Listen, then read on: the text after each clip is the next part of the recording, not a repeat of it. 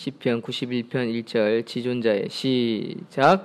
지존자의 은밀한 곳에 거주하며 전능자의 그늘 아래 사는 자여, 나는 여호와를 향하여 말하기를 그는 나의 피난처요 나의 요새요 내가 의뢰하는 하나님이라 하리니, 이는 그가 너를 새 사냥꾼의 올무에서와 심한 전염병에서 건지실 것이미로다. 그가 너를 그의 깃으로 덮으시리니 내가 그의 날개 아래에 피하리로다. 그의 진실함은 방패와 손방패가 되시나니, 너는 밤에 찾아오는 공포와 낮에 날아드는 화살과 어두울 때에 퍼지는 전염병과 밝을 때에 닥쳐오는 재앙을 두려워하지 아니하리로다.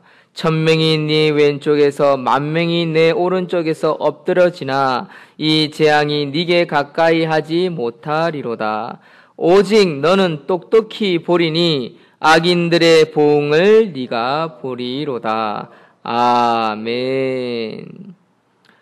오늘 말씀 제목은요, 신앙은 하나님을 얼마나 크게 생각하는지와 비례한다 라는 제목으로 하나님 말씀 증거하겠습니다. 신앙은 하나님을 얼마나 크게 생각하는지와 비례한다. 우리 기독교인들, 크리스찬들은 거의 대부분 고민을 하는 제목이기도 합니다. 어떻게 하면 내 신앙이 자랄까? 내 믿음이 자랄까? 어떻게 하면 하나님을 더 잘 섬길까? 어떻게 하면 하나님을 기쁘시게 할까? 이것은 믿음을 가진 자라면 누구나 고민하는 것이라고 할 수 있습니다. 오늘은 시편 91편을 통해서 우리 한 가지 얻고 깨닫고 돌아갈 수 있는 그런 귀한 시간 되었으면 좋겠습니다. 분명한 질문에 대한 분명한 답이 오늘 말씀 속에 있습니다. 하나님이 우리의 거처가 되신다고 우리 어제까지 시편 90편 말씀을 통해서 노래하고 있는 것을 우리는 들었습니다. 읽었습니다. 오늘 91편은 그분 안에 거주하는 자가 받는 축복을 노래한다라고 구체적으로 이야기할 수 있습니다.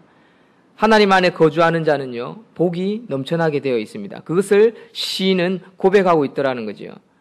이 시인은 하나님을 어떤 자라고 칭하고 있냐면 지존자와 전능자로 표현하고 있습니다. 지존자와 전능자. 이 속에 바로 신앙이 성장하는 자의 모습에 고백이 있다라는 것입니다. 우리 다 같이 1절과 2절 함께 읽겠습니다. 시작. 지존자의 은밀한 곳에 거주하며 전능자의 그늘 아래 사는 자여, 나는 여호와를 향하여 말하기를 그는 나의 피난처요 나의 요새요 내가 의뢰하는 하나님이라 하리니. 이런 고백은 누구에게 나올 수 있냐면 어떤 사냥꾼에게 쫓기는 노루나 정말 목숨을 잃을 법한 위기에 처해 있는 어떤 자에게 나오는 고백입니다. 그런데 사실 보통 신앙인들이 이런 늘 위기에 처해 있는 것은 아닙니다만은, 분명한 것은 어려움에 처한 자만이 정말 하나님을 찾게 되어 있고요, 간절히 찾게 되어 있고요, 또 간절히 찾는 가운데 여러 가지 고민과 갈등과 또 그럼에도 불구하고 하나님 외에는 붙잡을 것이 없기 때문에 끊임없이 기도하고 끊임없이 부르짖는 우리 자신들을 발견할 수 있습니다. 그리고 그 하나님을 지푸라기 양 마구 잡지만 때로는 잡히지 않는 듯한 그 기도의 응답들을 체험할 때 아주 답답함을 느끼기도 하고 갈증을 느끼기도 하고, 또 어떤 이들은 인내하지 못하고 신앙을 버리고 포기하고 그냥 사는 자들도 있습니다. 그러나 분명한 것은 그런 갈급한 자들이 간절히 하나님을 찾을 때 그 하나님의 역사를 체험함으로 말미암아 결국 그 신앙이 자라더라라는 것입니다. 우리는 여기서 깨달을 수 있는 것이 하나 있습니다. 그것은 뭐냐면 기독교인에게 있어서 갈급함이라는 거죠. 갈급함. 간절함이 없는 자는요, 간절한 기도가 나올 수 없고 또 거기에서 체험이 일어날 수 없다라는 것을 우리는 이 1절, 2절의 고백을 통해서 우리는 깨달을 수 있더라는 것입니다. 3절에도 보면 이는 그가 너를 새 사냥꾼의 올무에서와 심한 전염병에서 건지실 것이미로다. 이 전염병이라는 것은 중한 질병을 뜻합니다. 오늘날로 칠 것 같으면 암이나 또는 어떤 교통사고로 말미암아 장애에 이를 수밖에 없는 어떤 큰 질병이라고 할 수 있습니다. 오늘날 전염병은 아무것도 아닙니다. 감기, 독감 뭐 별거 아닙니다. 그냥 주사 한 대 맞으면 끝입니다. 약 한번 털어 먹으면 금방 나서버리는 별거 아닌 전염병이지만 이 당시에는 전염병은 너무나 무서운 질병이었습니다. 온 가족을 죽게 만들고 온 일가 친척과 모든 사람들을 다 죽게 만드는 병이었습니다. 목숨을 거는 내용이지요. 여러분, 신앙인이 자랄 때가 언제일까요? 바로 목숨을 걸고 정말 힘들고 어렵고 정말 갈급함, 하나님이 붙들지 않으면 도저히 이 위기를 벗어날 수 없는 위기 가운데 처한 자라고 할 수 있습니다. 그런 자들이 결국 그 과정을 이겨낼 때 큰 신앙으로 자라더라는 것입니다. 바로 시편 91편은 바로 그것을 보여주고 있습니다. 신앙이 언제 자라냐? 하나님을 얼마나 크게 생각하는지와 비례한다는 것입니다. 사랑하는 성도 여러분, 우리가 하나님을 얼마나 깊이 생각하고 얼마나 그분을 신뢰하고 얼마나 그분께 매달리고 얼마나 그분께 정말 우리의 마음과 시간과 물질과 인생을 투자하면서 살아가고 있습니까? 그거와 비례한다라고 할 수 있습니다. 그렇다면 우리가 다른 세상 사람들과 다르게 또는 어떤 조건이 좋은 사람들과 비교했을 때 우리 자신들을 한번 돌아본다면 우리는 충분히 믿음이 자라고 좋은 훈련의 장소에서 광야에서 훈련받고 있다. 신앙이 자라고 있는 위치에 있다라고 할 수 있을 것입니다. 세례 요한이 왜 당대에 많은 사람들로부터 인정받았습니까? 그것은 바로 세례 요한이 광야에서 메뚜기와 석청을 먹으며 그곳에서 기도하며 광야 생활을 했기 때문에 그가 많은 제자들로부터 인정받고 백성들로부터 존경받는 사람이었습니다. 사랑하는 성도 여러분, 저와 여러분들이 광야 생활하고 있습니까? 저와 여러분들이 어려운 가운데 신앙생활하고 있습니까? 저와 여러분들이 열악한 환경 속에서 신앙생활하고 있습니까?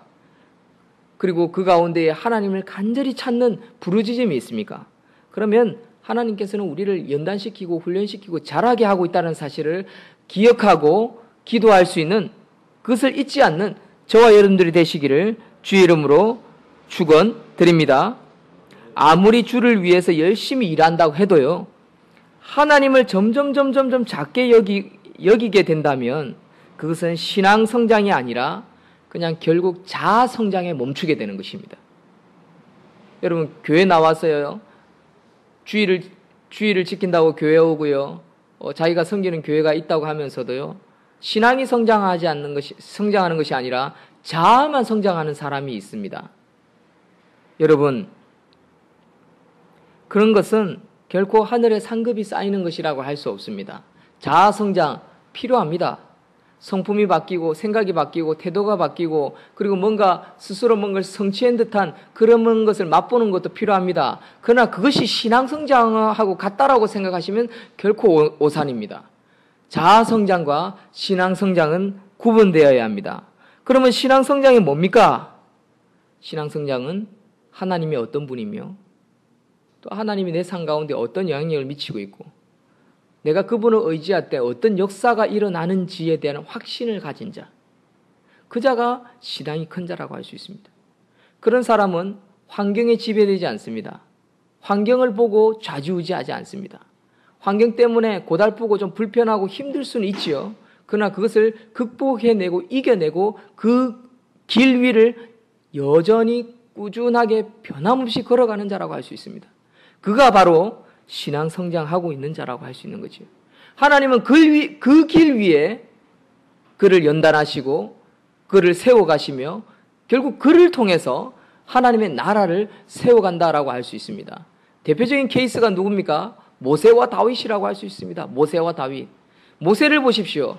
광야 40년을 통해서 그가 지도자로서 정말 확고하게 되어간다는 걸 우리는 볼 수 있습니다.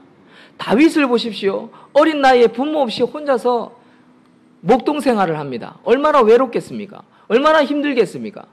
그 푸른 초원 위에 말 못하는 양들과 함께 때로는 양치기 개 몇 마리와 함께 곰과 싸워야 하고 늑대와 싸워야 하고 추위와 싸워야 했습니다. 그리고 수많은 양떼들을 거느리기 위해서 고달픈 생활을 해야만 했습니다. 하나님은 다윗을 그렇게 연단시켰던 것입니다. 다윗이 이스라엘의 왕이 되었습니다. 그가 그 뒤로부터 순탄했습니까? 그렇지 않았습니다. 그는요, 압살롬으로부터 쫓겨다녀야만 했습니다. 왕권을 빼앗겨야만 했습니다. 그는 죽을 고비를 넘어야 했습니다. 사랑하는 성도 여러분, 그런 재앙 가운데에서도 그는 하나님을 끊임없이 신뢰했습니다.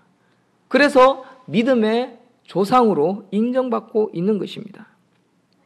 오늘 시편 91편은 그런 다윗과 같은 그런 모세와 같은 자의 고백이라 할 수 있습니다. 4절 다 같이 한번 읽겠습니다.